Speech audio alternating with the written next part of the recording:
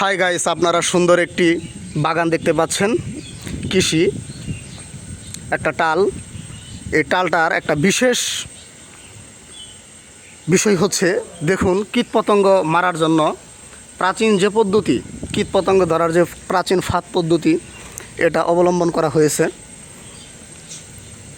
এখন তো কীটনাশকের যুগ, সবাই খালি কীটনাশক দেয়, তাতে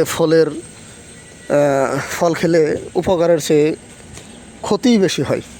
কিন্তু এই কৃষক দেখুন কীটপতঙ্গ মারার জন্য প্রাচীন পদ্ধতি কীটপতঙ্গ ধরার যে ফাঁদ ব্যবহার করেছে। প্রচুর পরিমাণ কীটপতঙ্গ মারা গেছে। আপনারা দেখেন, এই যে দেখতে পারতেছেন নিচে ময়রা আছে, দেখেন কত কত পরিমাণ পোকামাকড়। খেতে বা সবজিতে বিষ দেওয়ার চেয়ে এই প্রাচীন পদ্ধতি, যেটা ফাঁদ, কীটপতঙ্গ ধরার ফাঁদ পদ্ধতি ধরার এই সিস্টেমটাই অনেক ভালো, পরিবেশের জন্য ভালো।